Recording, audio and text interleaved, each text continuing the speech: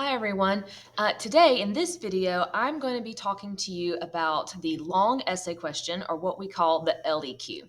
In AP US History, there are several different kinds of writing that you do, and I know this is most likely honors, but like I've said before, I kind of treat this like what we used to call pre-AP. So learning some of the skills and some of the things that you will have to do in AP US History. So that's why we're looking at this. Again, there are a couple different kinds of writing. We have so far dealt with the short answer question, what we call the SAQ. And today we're going to be looking at what we call the long essay question, or the LEQ. There is also something called the DBQ, which is the document-based question, but I usually don't teach that one until the 11th grade. And it involves actually all the skills that you're going to be learning here. So what you're learning here is relevant to that DBQ that's coming up a little bit later. And some of the things that you learned in the SAQ are technically still relevant and actually will be quite helpful to you looking at the LEQ. So you should have a notes packet that goes with this that you can just fill in the blanks because there's a lot of information here. So if you don't have that, it should be posted with this. You can print it off, or pretty much everything you need is here in this slideshow that I'm showing you. But it is a good idea to have that packet, because when we do start writing, for a while, this packet of notes, all the information that's included here, is something that you'll be allowed to use while you write, so you can have reference to it. So without further ado, let me get into what goes on with the LEQ. Now, there's a lot here that's going to be familiar. There's a lot here that you have learned before about essay writing. I know this is not your first time essay writing, but this may be your first time doing historical essay writing and doing historical argumentation and argument. So that's where it might get a little bit different. So if I tell you something that is contrary to what you've learned before, it's not that what you've learned before is wrong. It is just that this is a little bit different. There's some things about this that are just a little bit different. First of all, a couple of just basic overall housekeeping things as far as typical expectations. This isn't some of the stuff you're going to write down. But first of all, understand that all the essays that we will do, these are all going to be in-class essays. None of these are like take-home research paper kind of things. These are essays that you will do in class that do not require outside research. In fact, I typically do not want you to use outside research. You will use what we have talked about in class. So class notes and the text is your sources. So there's no citation here. We're not doing any of that kind of stuff. And it is an argumentative essay. And again, we will always write these in class on a time constraint, generally giving you between 45 minutes to an hour. I'm more generous on the time here at first and give you more close to a full hour as we're first learning it. But eventually, we're winding that down to about 45 minutes to write.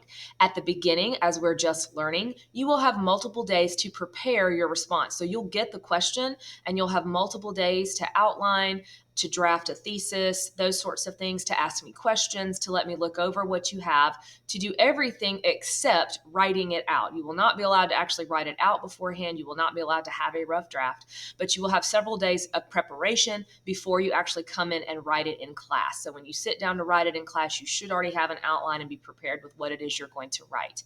As we move through the semester, that amount of time between receiving the question and actually writing that response will decrease. That will get shorter and shorter. So at first you'll have several days, which is way more than enough time. It'll eventually get down to where you don't have any time at all. Now that won't be to the very, very end, but that's what we're working toward, because when you do this on the AP exam, you see the question and prepare and write it all in a matter of about 45 minutes to an hour. So you have to get the prep time down to about 5 minutes. So we're going to go from multiple days to eventually just a few minutes. So don't worry about that part for now. Just kind of know that's where we're going, and that's the expectation here. So let's talk about what the typical expectations are for these LEQs, these long essay questions, what we used to call an FRQ. So the basic core structure, what I call the core structure, is very, very similar and probably exactly the same as what you've sort of been taught in the past.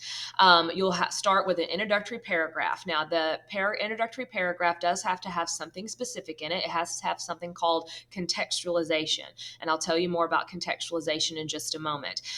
There is a rubric that we use for these LEQs. I will show you that rubric shortly, and it consists of 6 points. One of those points is for contextualization. contextualization. And while you can technically get points for the text contextualization, no matter where it is, in my opinion, it needs to be in the introduction, so introductory paragraph. So that's going to contain your contextualization. That's where you describe the broader historical context, where you're sort of dropping the information into where it fits in the overall grand scheme of things. Contextualization, in my opinion, is actually really easy. If you know your content, contextualization should be an easy point, but it is also one that I find is oftentimes missed. So keep that in mind, that you got to have contextualization. The other thing you definitely want to have in your introductory paragraph is your thesis statement. We're going to talk a lot about thesis statements here in a little bit, and I'm going to show you some of the formulas that you can use to write a good thesis statement, and what a good thesis statement has to look like, and what kind of components it has to have in order to score the point, because there's a point in the introductory paragraph for contextualization and for the thesis. Then you have your body paragraph. So this is basically sort of what a lot of you have probably been taught as kind of the standard 5-paragraph model, where you have an introductory paragraph with a thesis statement, and then generally 3 body paragraphs, but that can vary. It could be 4.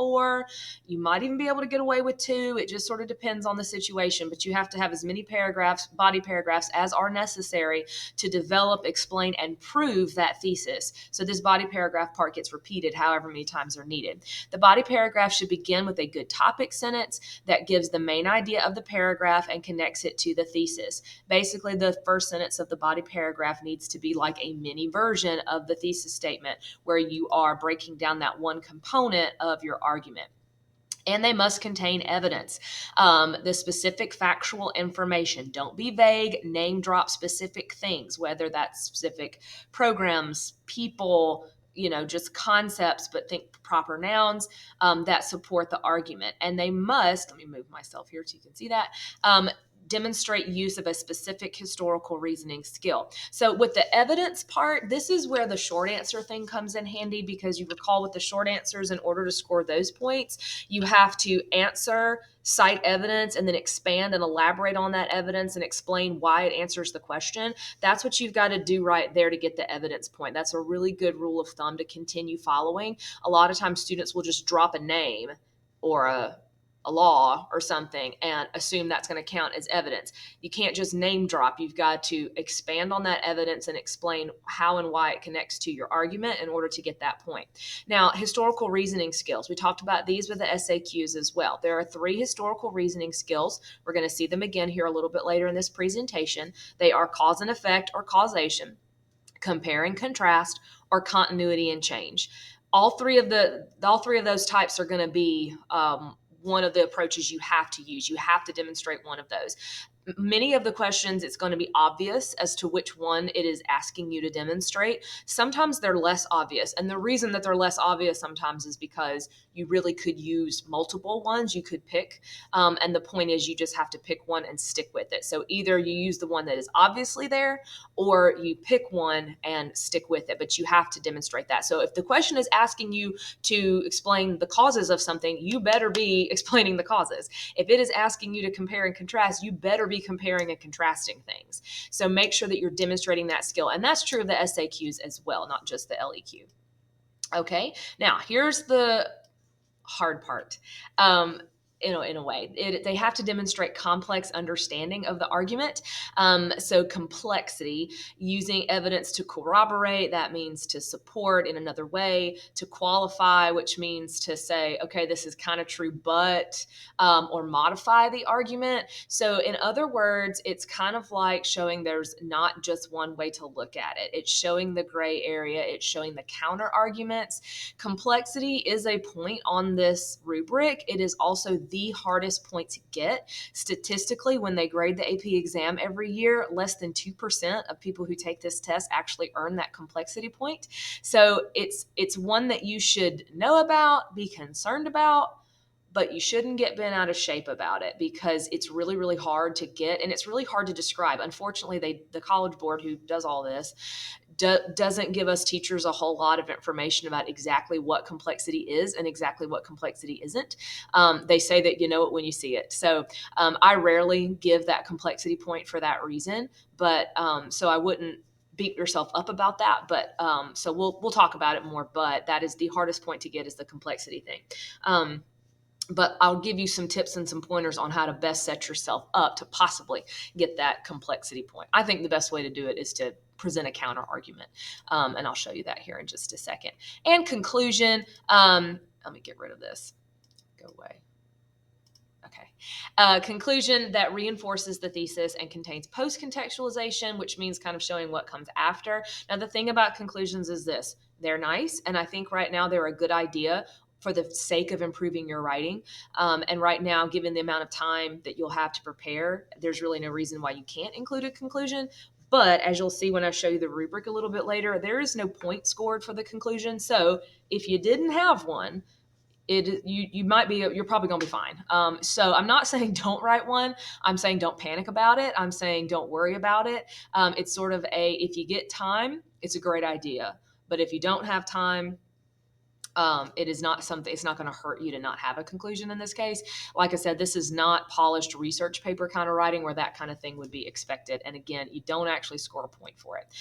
So those are kind of the overall steps, overall expectations. Again, kind of the standard 5 paragraph that you've learned, I'm sure, probably sometime in middle school. Introductory paragraph with thesis statement, body paragraphs, usually 3 is kind of generally the expectation, but it could be more, it might even be a little bit less, to develop that thesis, and then a conclusion, all that. So that part hasn't changed. That core structure is the same, and I operate from this point forward that you understand that part. So we should absolutely be writing essays that have multiple paragraphs. So you should not be turning in something to me that is all 1 paragraph or anything like that. That will demonstrate to me that you don't know how to do that basic core structure, and that's not very good. So let me know if you have issues with that, and we'll try to find you some resources on that whole strategy. So let's go through the different, what I want to do is I'm going to show you how to approach the 3 different historical thinking skills.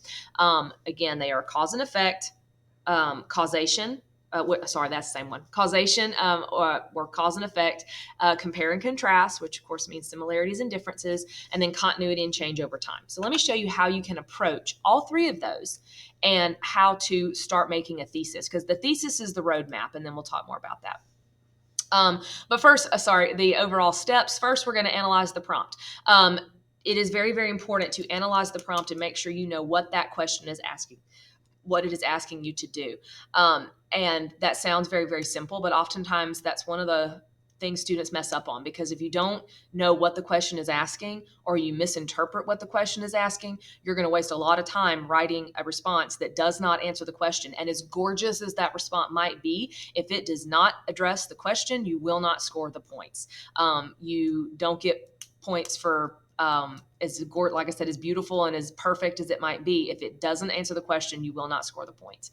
Most LEQs do ask you to evaluate the extent of some factor in American history, like evaluate the extent to which taxes caused the American Revolution, evaluate the extent to which society or North America was changed by the interaction with Europeans, so forth and so on. I'm going to show you lots of examples here in just a moment.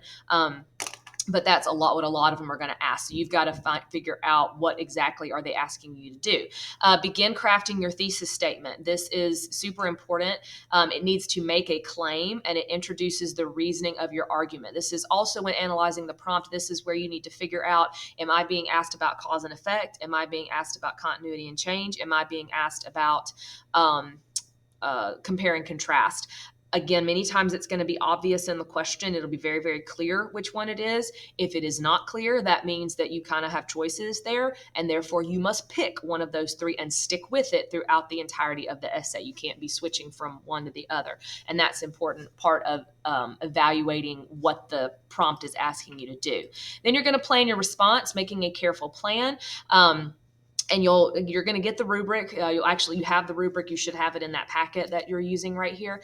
And mentally, you're going to eventually learn what all is in that rubric. So as you plan, making sure that you are checking the boxes and that you are doing all the things you need to do in order to score those points.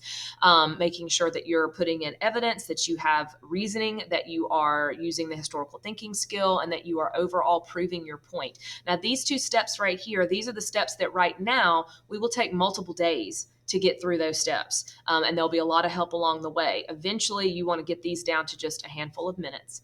And I know that sounds scary, but you'll get better at it as we go along. The third part, of course, is actually writing. Writing your response. This is the part that we will always do in class. Okay, this will never be done at home, even if you're absent. Although these essays don't count as tests, they count as classwork grades for now. If you miss it, you have to make it up like a test before or after school, because it has to be done with me watching you under a time constraint, all those sorts of things.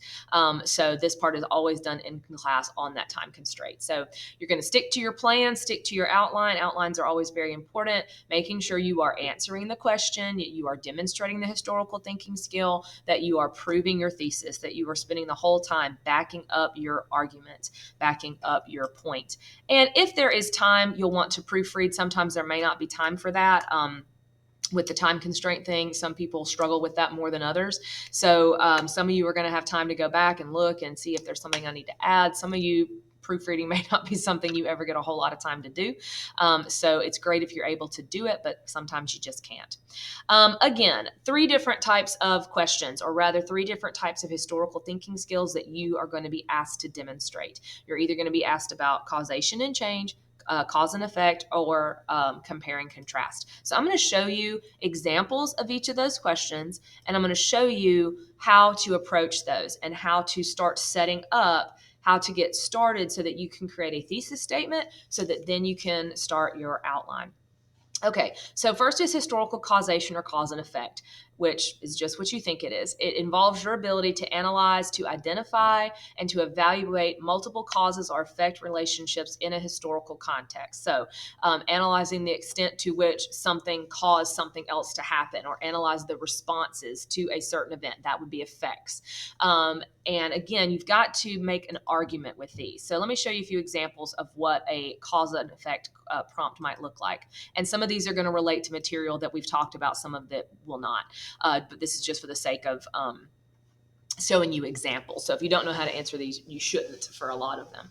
Okay, so for example, we might say evaluate the political reactions of Americans to the end of Reconstruction in 1877. That's asking you to evaluate responses or effects. So that's a cause and effect kind of question. I need to look at the responses and then make some kind of argument about those responses. Or evaluate how intellectual and religious movements impacted and developed colonial North America from 1607 to 1776. So I need to make an argument about the effects that intellectual and religious movements like the Enlightenment of the Great Awakening had on the North American colonies in the colonial period from 1607 to 1776. And I don't just want to explain and be a textbook and tell you all these things. I need to make an argument about it. I need to take a position. I need to make a claim. And the easiest way to do that with these cause and effect kind of questions is to rank them. Okay, so I want you to remember that word rank. And when you're doing cause and effect, rank them. Okay, there are other ways to do it, but this is absolutely the easiest way. So what you want to do when approaching these LEQs, if you get an LEQ and you're like, okay, this is either clearly cause and effect, or I'm going to go with cause and effect, organize the causes or effects around 3 different themes or categories. So I might choose 3, broad reactions that Americans had to Reconstruction, or I might choose 3 specific effects that I can see intellectual and religious movements having on the colonies.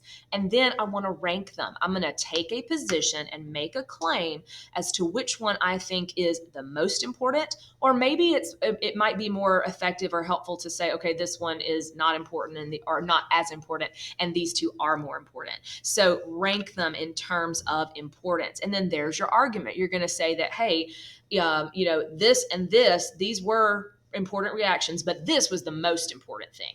Or this and this, or this was an effect that intellectual and religious movements had, but this was the most important effect that it had, and here's why. And I need to have evidence to back that up. So for these, you rank them, and I'll show you how to make a thesis statement from that in just a moment. So let me click through all this weird effect stuff I got going on. Okay. Next, let's take a look at continuity and change. And continuity and change and compare and contrast, I find are real similar to each other, and you really approach these in a similar fashion. So continuity and change over time involves the ability to identify, analyze, and evaluate dynamics, that means changes, of historical continuity, that means things stay in the same, or change over a period of time of varying lengths. Now, I'll go ahead and tell you, you probably won't see as many of these, and we abbreviate this sometimes CCOT because continuity and change over time is a mouthful to say. So if you see CCOT, that's what it's talking about. You probably won't see near as many of these right now. You will see more of these as we go on. And the reason being, the amount of content that we've covered at this point is limited. We've only covered probably, I'm guessing at this point, we're still not even quite to the American Revolution yet. So it's difficult for us to compare another time period because typically these are going to compare pretty broad time periods. So I tend to avoid these right now because we just don't have the content knowledge to really do a whole lot of them. But when you do get to them, this is how you'll do it. You're probably going to see more cause and effect right now. Those are the ones that we typically start with because they're the easiest to do with a limited amount of content knowledge. Anyway, some sample prompts, okay? So, evaluate the extent to which Reconstruction changed American society by 1900. Now, here's what I mean about some questions could go either way. I'm showing you this one as a continuity and change kind of question. And clearly it does use the word change. So I'm making an argument about, okay, did things stay the same as a result of Reconstruction or did things change as a result of Reconstruction? However, it is possible that you could approach that as cause and effect because a change is an effect, you see. So you could look at this as what were the effects of Reconstruction. So that's what I mean about it could go either way. And in that case, I think you would be safe approaching it either one, but you just have to stick with the same one.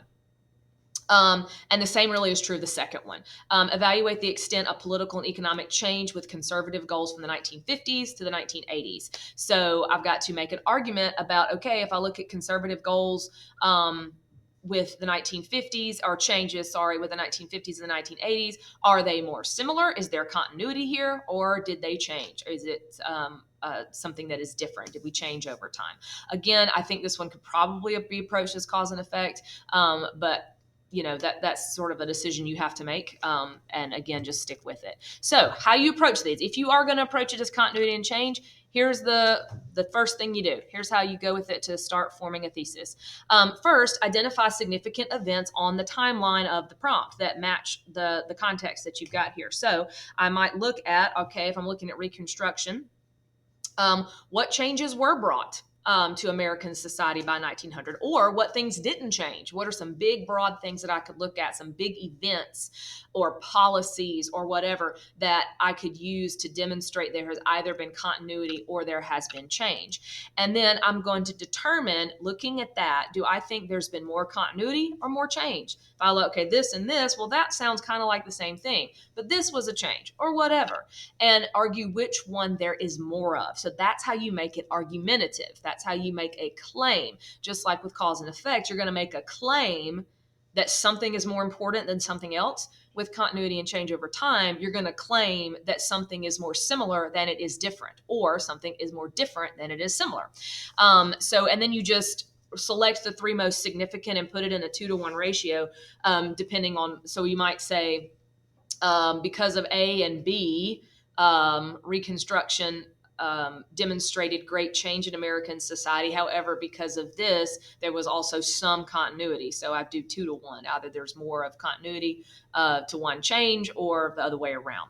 And I'll show you some examples of that here in just a moment with actual content, actual words instead of A, B, and C. The last one is compare and contrast. Y'all know what compare and contrast is. This involves the ability to describe, compare, show how things are similar versus how they are different in relation to multiple historical developments within one society.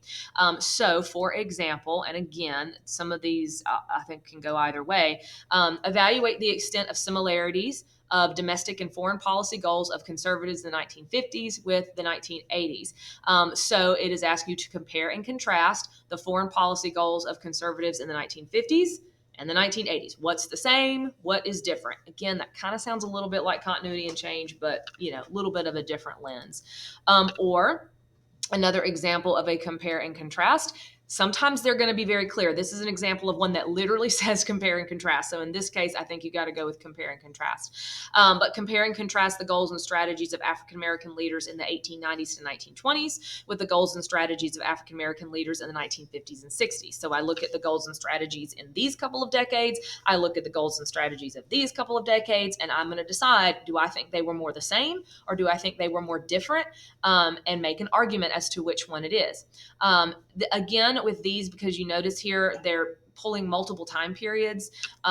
These are some that you probably won't see a lot right now because, again, we just don't have the content knowledge to really, we can look at the colonial period, but we can't quite pull in, something past the revolution, and they're usually going to be broader than that. So getting started with these, it is basically the same as doing the continuity and change over time. Organize similarities and differences between two or three themes or categories. So if I was doing the, you know, 1950s and 1980s conservatives' domestic and foreign policy goals, I might write down some of the big things that they were doing in those times. And then I would look at, okay, is there more similarity here? Or are there things where they were kind of doing the same thing in those different time spans, or where they were different? And then determine whether or not there's more similarities or differences, and then arrange those in a 2-to-1 ratio, just like you did before with the continuity and change. So they're really approached the same way. Okay, so that's a really important tool, and when you get started with a question and you kind of don't know where to begin, look at that information right there, because that's going to help you get started on how to start formulating an argument, and then a thesis can go from there. So let's talk about the thesis statement. The thesis statement, as you probably know, this is like your roadmap. The thesis statement is the blueprint. It is your overall argument, and it is the blueprint, the roadmap for where you are going with the rest of the essay. And the rest of the essay is supporting that thesis statement. And you've probably written lots of thesis statements before. And again, if I tell you something that's different here, it doesn't mean that what you were told before is wrong. It just means it's different. And there are some specific things that we want in our thesis statements for AP history and for honors history. So effective thesis statements, one, need to fully address the question that is being asked. So that means that you include all parts of it. You include, if they give you years, and they most likely will, include it. If they give you a specific geographic area, include it. And one of the best ways to fully address the question is just flip the question around, or start by flipping it around and making sure that you're including all of that same information, and that you're clear about the historical thinking skill that's in there. Now, here's the thing. It must be argumentative, okay? Again, we must realize that we're not writing reports here. We're not being a textbook. We're not being Wikipedia. We're not just spouting off facts. It is interpretation of those facts, evidence. So we're not just saying, oh, the Spanish and the Native Americans interacted like this. We are saying the Spanish and the Native Americans interacted like this, and therefore, what's your argument? What are you trying to prove here? So it should be making a claim of some kind. So the best way, or one of the easiest ways I think to look at that, is someone ought to be able to read your thesis statement and either agree with it or disagree with it. Someone should be able to say, no, I think that's wrong. I think there's another way to look at that. So if I just say that, the Spanish colonized the Americas, that's not argumentative, okay?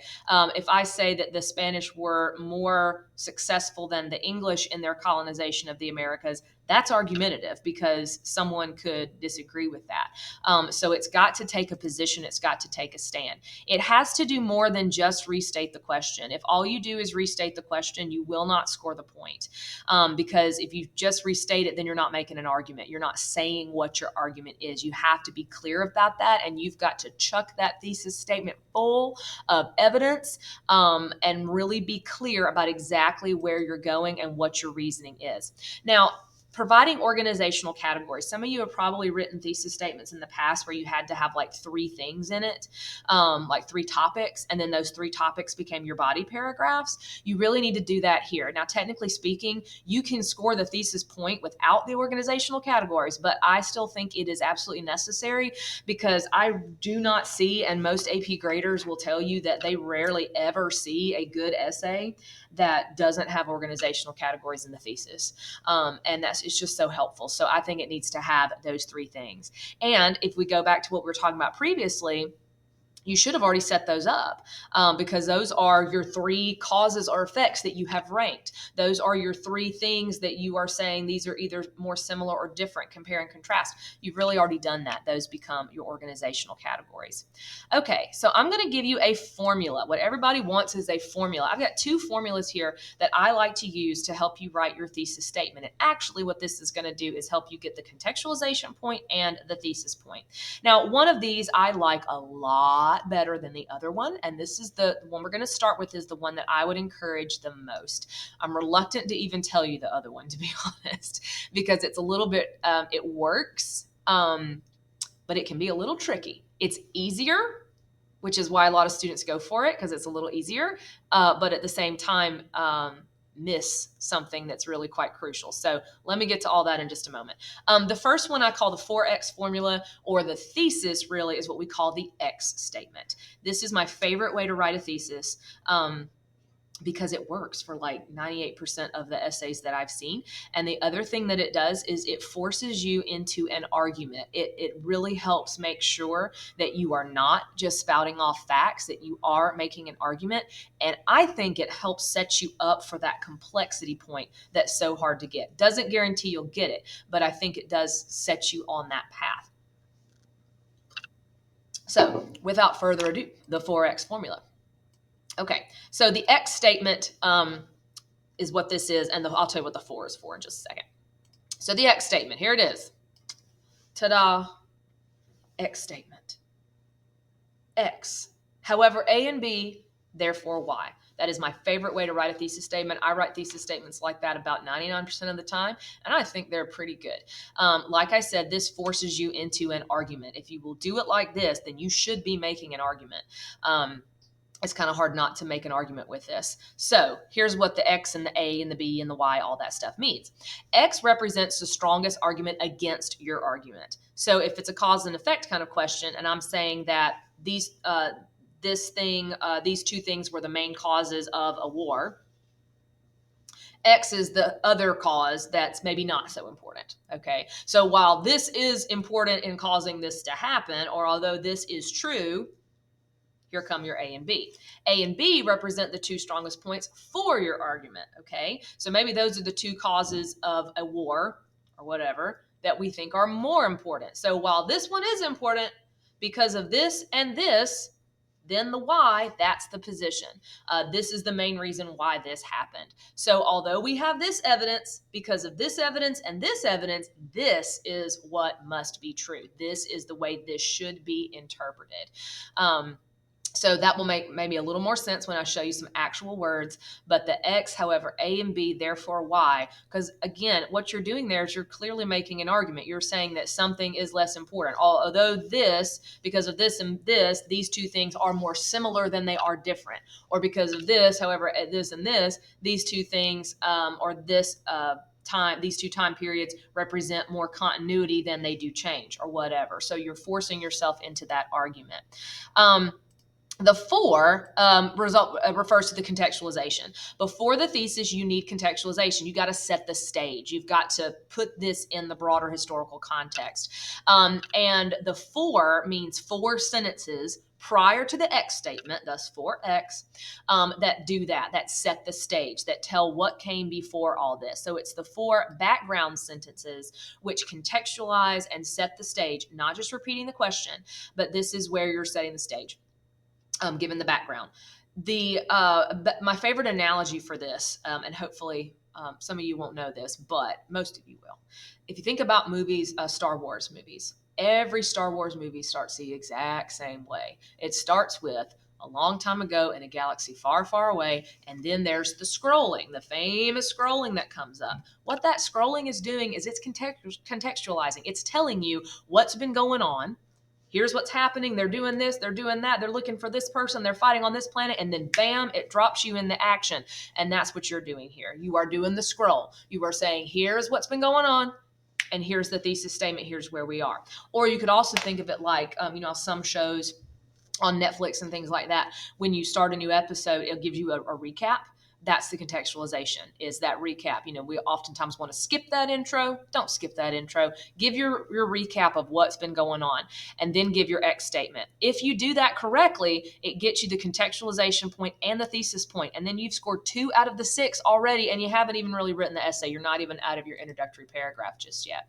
Okay, so I'm going to give you a silly example to show you what this might look like. And this one is not related to historical content. We're going to do it first with some non-historical content, because sometimes that just helps us see things a little bit easier. So here's my made-up question. Evaluate the extent of similarities between the towns of Smith Station and Auburn. So that's a compare and contrast kind of question, or that's what I'm going to go with. So I say this is compare and contrast. So you can make, so I start with some brainstorming, making some notes. Here's what I did. I made a little Venn diagram, because with compare and contrast, that just makes the most sense to me, but you could really do this however you want. So I made a little Venn diagram that I didn't do a really good job of. It's real jumbled right down there in the center. But I've got things that are different about Smith Station and Auburn, and then things that are the same. So you can see, I'm not going to read all my notes to you, but you can see some of the things that Smith Station is a little bit less expensive to live in. There's a museum. It has a smaller town atmosphere, whereas Auburn is larger, has a university, lots of restaurants and stores, but similar. They both have schools. They both have churches. They both have a driver's license office. They both have Subway, things like that. So I took all that, and then I looked at it and said, okay, given this, I feel like I want to make the argument that these two are more different. Now, maybe you want to say they're more similar, and there are similarities, but I'm going to, for the sake of argument right here, I'm going to say that they are more different than they are similar. So let's make an X statement with that. Okay. So I decided to combine some of that into some broader categories, and here's my X statement. Although Smith Station and Auburn are both towns in East Alabama that provide places for residents to dine, worship, shop, and go to school. There's the X. However, A, because of the quieter, more small town atmosphere of Smith Station, and B, the abundant shops and restaurants in Auburn, Y, they are in fact incredibly different cities. So X, they got some similarities. However, because of this, because of that, A and B, Y, they are actually more different. And that is the next statement. Now, you'll notice there that it's 2 full sentences, and that's fine. I don't think a thesis statement ought to be more than 2, but it can be done in 2 sentences if that feels more comfortable. And sometimes these do get a little wordy, so sometimes it can help to do that, but 1 sentence is okay as well. Okay, so now let's look at that. A little condensed version of how we make this X statement for these 3 different types. And we kind of already had this earlier. So if it is a causation question, you're going to rank the causes and effects, with X as being the least important and A and B being most important. Y is the assertion, the argument that you're making. Now, you could flip that around if you had to. I think if you're kind of stuck on, you kind of see 1 as being most important and 2 others being not as important, you could go that way, but this is probably better. Continuity and change, identify if there's more continuity or more change. X is the counter argument. So maybe, yes, there was some change here, but A and B show more continuity, or the other way around. Y is the assertion. Compare and contrast is very similar as well. Identify the similarities and differences. Identify which one there is more of. X is the counterpoint. So if I'm going to argue that there's more of a difference, there's more contrasting things, that's that. A and B are whatever other one, and Y is the assertion that you're making. Now, this one is another formula. And again, this one I kind of hesitate to show you because it has some problems with it, okay? This one does not necessarily force you into an argument. You can make an argument, and you should make an argument, but it is easy to miss it. So the X statement doesn't work well for a lot of people. So I do want to give you another option, but I want you to be real careful with this one and make sure that you are making an argument here. Okay. So the 4 still represents 4 sentences to contextualize. Okay. Just like it does with the 4X. Okay. So there's your 4. I keep moving myself. I'm sorry. The 4 background sentences to contextualize, state where you are, not just repeating the question. That's the same as it is in the 4X. But then here's the 1 and the 1. 1 sentence which clearly states your thesis and position, and then 1 sentence that provides the roadmap, or rather the categories, the plan of attack. How are you going to approach that? What is your evidence? My concern with this one is that it causes people just to say, here are my facts, and it doesn't force you to make an argument. So that's where you really have to be careful with this one. but it is doable, and some people find this one a little bit easier. But let me show you a few examples. And I think I have the whole Auburn and Smith Station one. Oh, yeah. So same thing, same question about Auburn and Smith Station. Here is the same thing in a 411, or rather a 1-1. We're skipping the 4 sentences before it. Kind of a situation. The cities of Auburn and Smith Station are two Alabama cities that are quite different from each other despite their common threads. So that's my argument. I'm saying that they are mostly different, although they do have some commonalities. The size and feel of each city, the number of businesses and shops, as well as the rural versus urban culture of these two places make them very different from each other. So I had a sentence where I made my point, and then a sentence where I set up categories. This one does make an argument because it's saying that, yeah, there's similarities, but they are more different. That's the claim. Somebody could disagree with that. Somebody could say, no, they're pretty much the same place. I don't think the evidence supports that personally, but you see my point. But it does make an argument, but it's real easy to not do that with these. So you got to be careful with it. So make sure when you read it, think, could somebody disagree with that? Okay, so let's do a little work with some actual questions here and kind of get a little bit more feel of what these might look like in real life when we're not just doing, comparing two cities. So here's a question. Evaluate the extent to which the Columbian Exchange fostered change in the Americas in the period from 1491 to 1700. Now, I'm going to approach this as a continuity and change question because it did say change. You could possibly do it as cause and effect because a change is an effect, but I'm going to look at it as continuity and change. So here's some notes that I made. I said, okay, what are some things that were the same as a result of the Columbian Exchange? Well, Native Americans had been growing crops before, and they were still growing those crops, and a lot of those same crops were being grown. Some traditions still survived. Some cultures maintained their heritage by moving away, by getting away from Europeans, moving further westward or inward or wherever, depending on all that. But not a whole lot. Differences that occurred because of the Columbian Exchange changes. There was population decline. We saw the destruction of many civilizations, the introduction of slavery, the encomienda system, casta system, the establishment of Spanish, French, English, and Dutch colonies, expanded trade. So I look at that and I say, my argument is going to be, I feel like I can make the argument that there was mostly change here and not a whole lot of continuity. Now, could someone come along and disagree with that? Sure. But that's the argument I'm going to make. That's what I'm going to go with. So I'm going to I'm going to show you some thesis statements here. Can I back these up? Okay, so what I've got here is multiple thesis statements. Wait, no, there we are. Some that don't score the points, and then we start getting a little bit better. Okay, the first one at the top, the Columbian Exchange fostered change in North America from 1491 to 1700. No point. Okay, that does not score the point for the thesis because it only restates the question. It does not give a position. It does not provide a historical reasoning. I don't know what the argument is. Okay, it just says that there was change. That's not enough. You cannot just restate the question. You got to add to it. All right, let's look at the next one, the green one. The Columbian Exchange fostered social, economic, and political change in North America from 1491. That also does not score the point. Now, many moons ago, once upon a time, using this economic, social, political, these really, really bare bones kind of basic categories worked. I used to teach people that was the go-to. It is no longer sufficient. The College Board has changed their requirements. So don't fall into that trap. You need to go more specific than that. It's not really argumentative, and it doesn't provide evidence that really counts as evidence. That's too vague according to the College Board standard. So you can't just say social, economic, political. Now, you could expand on that and give me an example of social change, an example of economic change, and that could work. But you can't just say economic, social, political, so that would not score it as well. All right, now here I've got two that will score the point. I've got an X statement version and a 411 or a 1-to-1 version. Again, the 4 really refers to the contextualization. Okay. So while there were several small ways Native Americans were able to maintain at least parts of their way of life prior to 1492, the arrival of Europeans and subsequent Columbian Exchange brought about massive permanent change for the Americas. All right, so that for the X statement, there's my X. Yes, there were some ways in which they were able to maintain their culture, okay? But, and notice I underlined the X, the A, and the B, so you can see that. The vast depletion and destruction of Native American populations and the introduction of forced labor clearly indicate that the Columbian Exchange was a turning point from which the Americas would be forever changed. So it's saying, yes, there were some things, but because of this and because of that, and I should have underlined that forced labor thing, it is mostly change. Here's the same thing, but in a one-to-one version, just one sentence that gives the argument, one sentence that gives the categories. The Columbian Exchange brought massive permanent change to the Americas from the 1490s to 1700. Massive change. The vast depletion and destruction of Native American populations, the creation and extension of global trade networks to the Americas, and the introduction of forced labor and slavery led to dramatically transformed American continents after the arrival of Europeans. This one, you'll notice, doesn't provide the counter argument, but it's still an argument. It's still saying, yes, there was change, and here's all the evidence that proves it.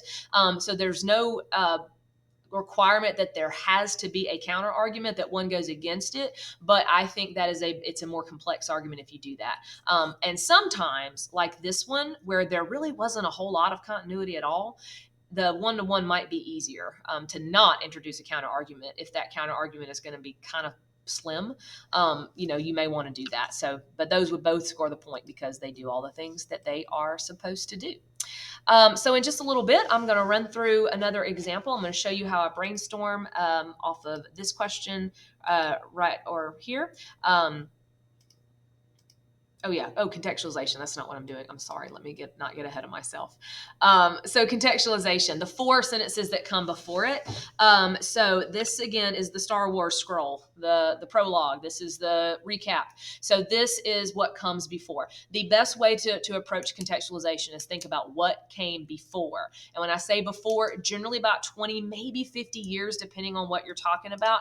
Now, in this case, you may be able to go further than that, but you don't want to go back too far or it won't count. So, for example, 4 sentences prior to that, I might say, prior to the arrival of Europeans, Native Americans created diverse societies spanning the American continents. The Americas had been for centuries populated by people and civilizations that practiced nomadic hunting, agriculture, fishing, and even built great empires and cities. However, the arrival of Europeans would bring great change to the Americas. And then I drop my thesis statement. So that's 3 to 4 sentences talking a little bit about what came before. Now, this probably could have been better maybe if I had mentioned like a specific civilization, like the Aztecs or something, but that does work. And it must be immediately relevant to the essay topic. So I couldn't do this and then talk about the American Revolution because that's too far away, and that's not immediately relevant. So it's got to be immediately relevant to it.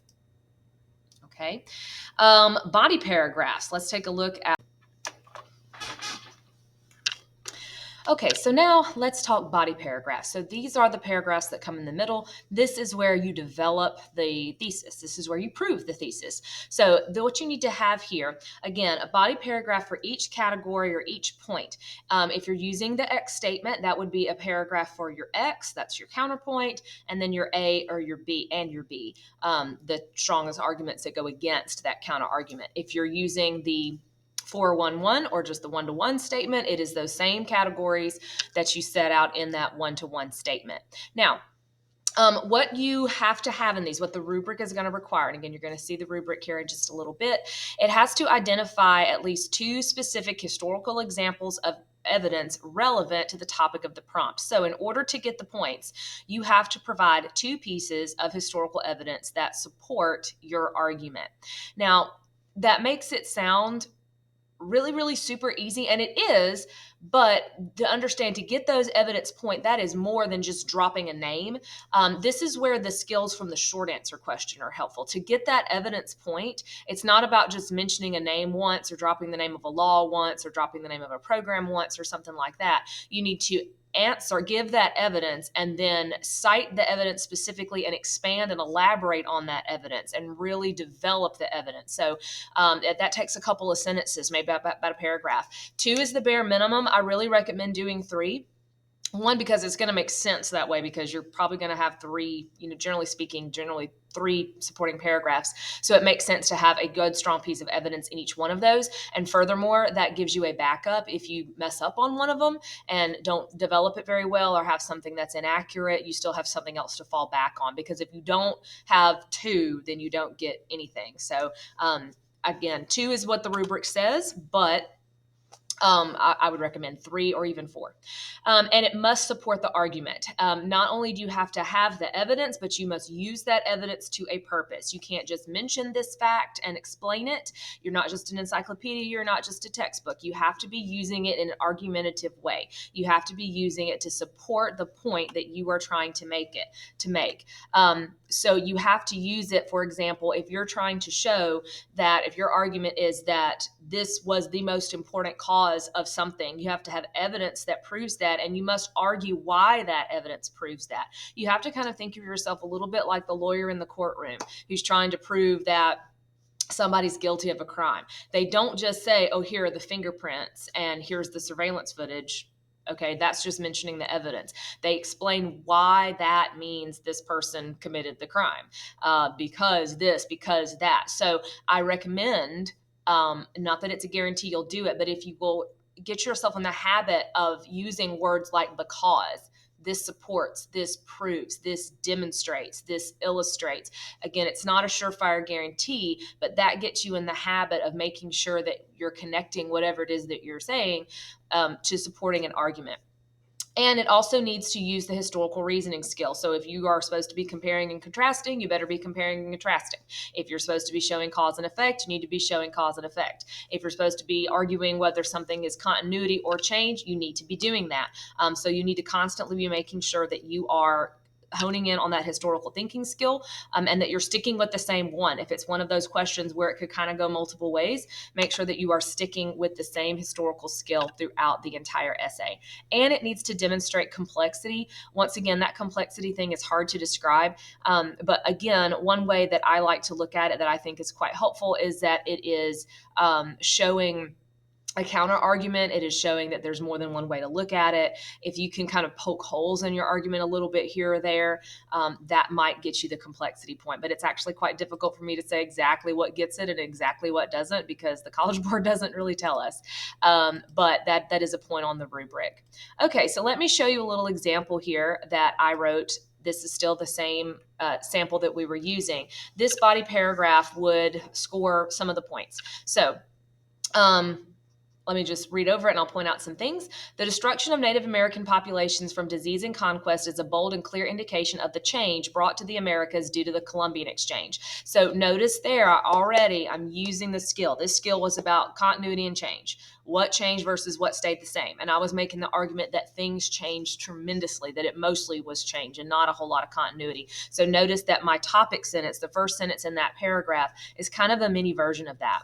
Now I'm going to have some evidence. Europeans, as well as transplanting new crops and animals, brought over diseases like smallpox, yellow fever, influenza. These diseases wreaked havoc on Native American populations that had no immunity, wiping out millions and destroying entire civilizations. Nearly 90% of Native Americans were destroyed within a few decades after the arrival of Europeans. This further allowed Europeans to conquer and subjugate Native American populations that outnumbered them. So notice with my evidence here, I'm not just saying the Columbian Exchange meant disease. Native Americans died. I am developing it in a sophisticated way. All of this is one piece of evidence, okay? So one piece of evidence doesn't mean one vocabulary word. It means one concept, one topic. So you include lots of things with that. Develop it well. Continuing on, for example, Hernan Cortez was partially able to defeat the most powerful of all Native American empires, the Aztecs, because a smallpox epidemic ravaged the population, killing and weakening others. Those that were not killed by disease were conquered and forced into labor by the Spanish or removed from their lands by force through treaties, as the English often did. Disease and destruction, therefore, immense change were clear results of the Columbian Exchange. So again, I have my evidence. I use that evidence to prove a point. I didn't just say the Columbian Exchange happened and a lot of people died. I said, and this proves, this demonstrates that there was change. So I used it to a purpose to prove my argument that there was change, and I'm demonstrating that historical thinking skill. You'd have to do this at least twice throughout the essay. So this would get that give me one of my pieces of evidence, but to score the point, I got to do that twice. But actually, as you'll see on the rubric, it's 1 point for having the evidence and 1 point for using it to support. So there's actually 2 points that come from the evidence part. Okay, I have a little bit here about conclusions. Again, conclusions, I don't want to spend too much time on it because it's not that I'm saying don't do it. And I definitely think that in the beginning, it is very much worth doing as a means of improving your writing. And this is also kind of a chance to maybe get a point for something that you didn't get earlier, but there isn't actually a point on the rubric for the conclusion. So let me just say, if you're going to write one, here's how to do it. It's post contextualization, and basically it's sort of the what came after. So if the contextualization is the what came before, if you think about what came after, that will give you your conclusion or your post contextualization, but it still needs to be relevant to the topic. So don't go too far ahead. You don't want to go into these happily ever after and this is what makes America great today, kind of real cheesy cliche endings. Avoid that kind of stuff. Let me get rid of this.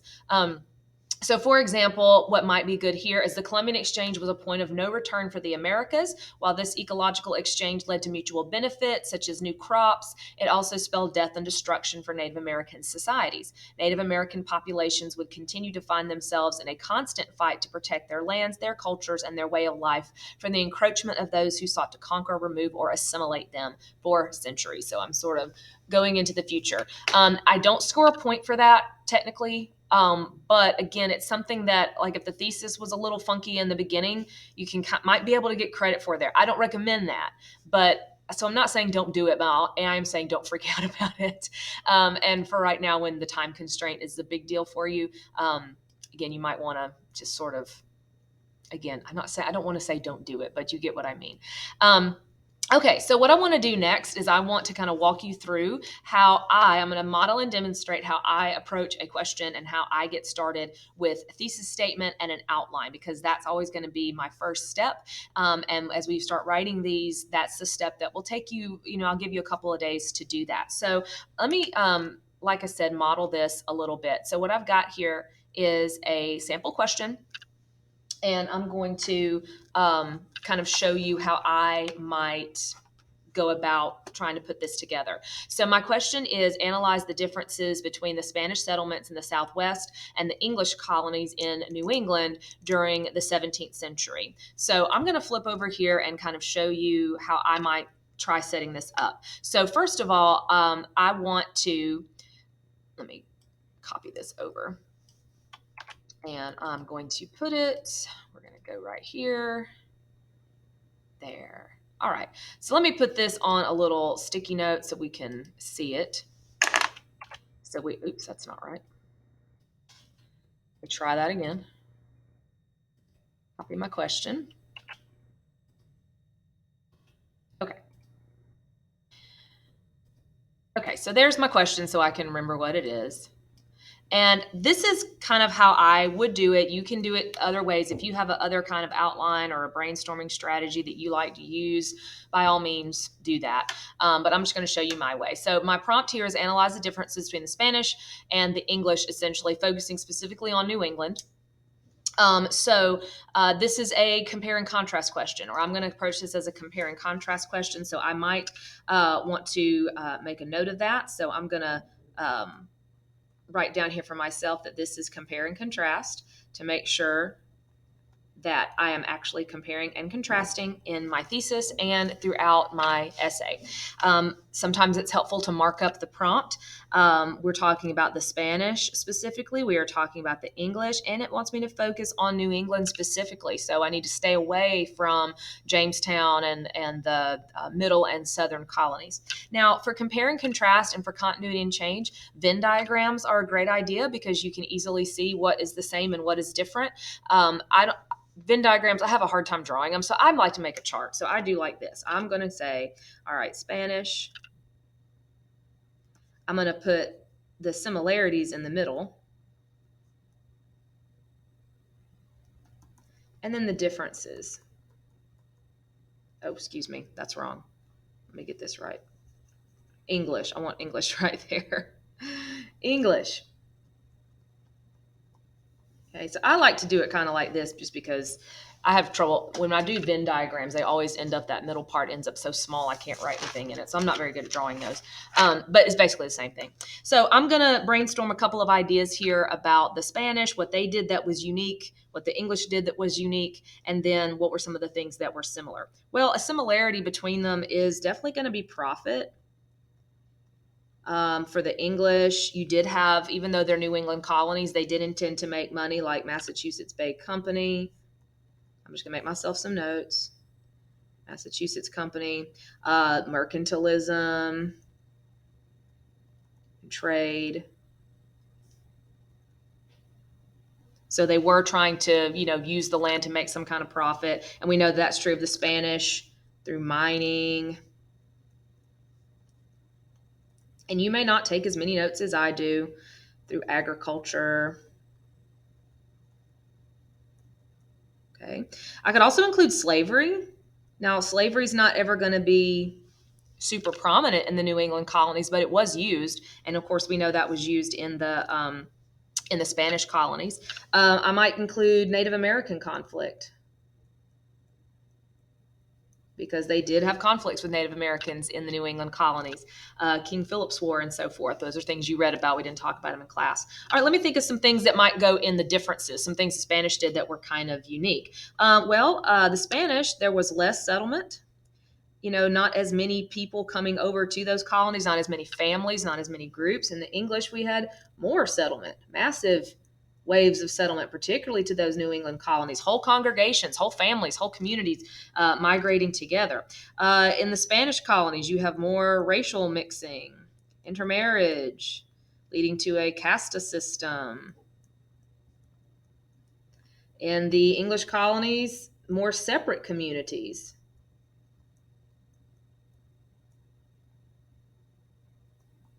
Okay. Oh, another similarity here could be religion. I'm going to stick that over here. Because in New England, religion was a very big part of it. So was it as it was in the Spanish. Let's see. What else could I put here? The Spanish use an encomienda system. The English did not. The English set up a theocratic society in their colonies, not so much with the Spanish. But that gives me a good bit to go on. So now that I've kind of made some notes about their similarities and differences, now I need to come up with an argument. So what I want to do here is look and see, do I want to make the argument that there's more similarity? Do I want to make the argument that there's more difference? And here's the thing, it can go either way. In fact, I'm going to write two different thesis statements, one that is arguing there's more similarities, one that's arguing that there's more differences. So what I like to do now is look at my notes, kind of see where I can condense and combine and make some broader categories from some of this information that I've written down. And then I go from there. So let's see. I can definitely put religion in a category. Okay, so I'm going to make religion a category. And maybe I want to do another category as the whole racial mixing in a casta system versus more separate communities and that sort of thing.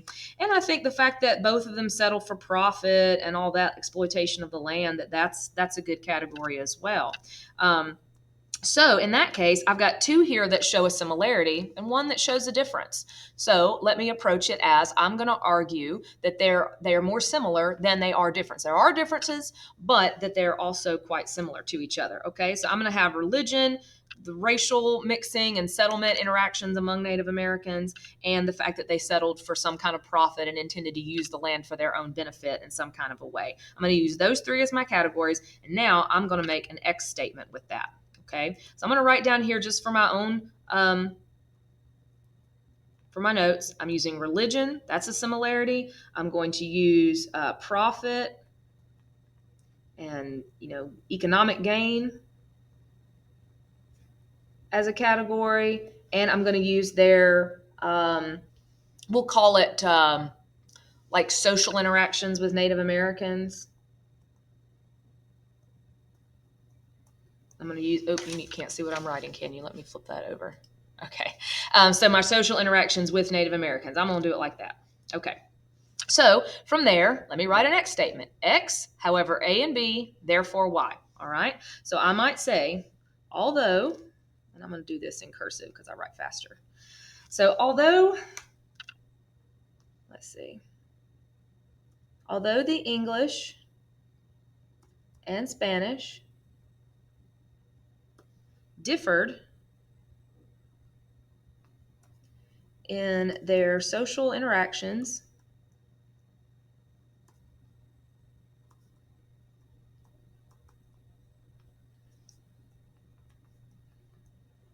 with Native Americans, because both groups sought to use colonies for economic gain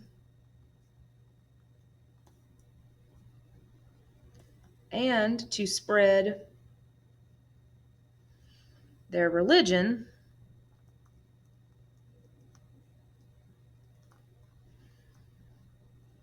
it might be better if I said the English and the Spanish again right now for time. I'm just going to say they. Be careful with pronouns because they can get confusing. Let's see. They are in fact quite similar.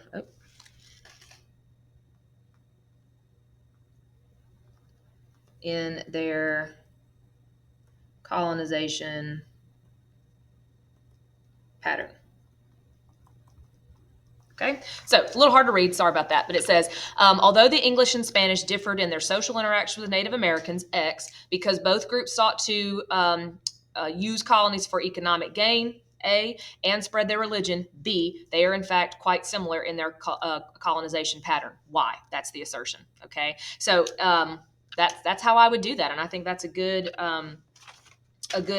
rule to follow. Now, let me go back for a second. I'm going to show you how this could be done another way. Notice that's argumentative. Okay, somebody could disagree with that. In fact, I'm going to disagree with it right now. I'm going to flip it around and say that they are more different than they are the same. So I'm going to look at these categories once again and kind of see where I can go. So I'm going to say, all right, they both, had a religious aspect. But now I'm going to use the fact that the Spanish, and I'm still going to use this one as a difference, the fact that there was more racial mixing versus less racial mixing. I'm going to use the religion thing. I'm going to use that as a difference, okay? Because the Spanish tried to impose that religion on Native Americans, whereas the English rarely did that. That was not a big part of theirs. So I'm going to actually turn that into a difference this time. So you see, I could kind of use that either way. So let me go, I'm going to write another version of this. Okay, so once again, I'm going to use religion. Let me go to color. You can see a little better. Okay, religion is going to be a difference. The social interactions will be a difference. And the similarity that I'll use is still going to be profit and economic gain. Oops. All right, so once again, another X statement. So I'm going to turn it around. I'm going to say, oops, that didn't turn out really well. Hold on. Let's fix that so you can actually read it. I have a new stylus. I'm still trying to figure out the best way to use it. Okay. Although come on now, work for me. It's because I've got my hand on it. Let's see.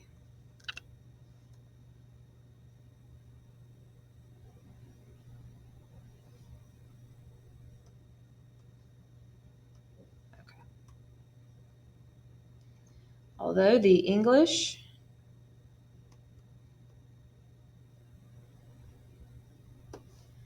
both sought economic gain in the New World,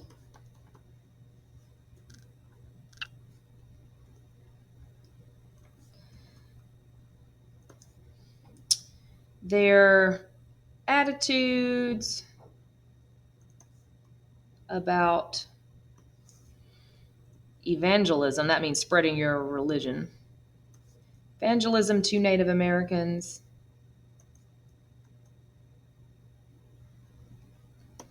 and social interactions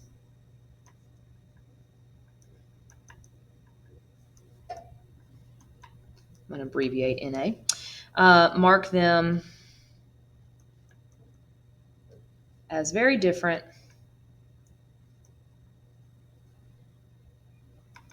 in their colonization patterns.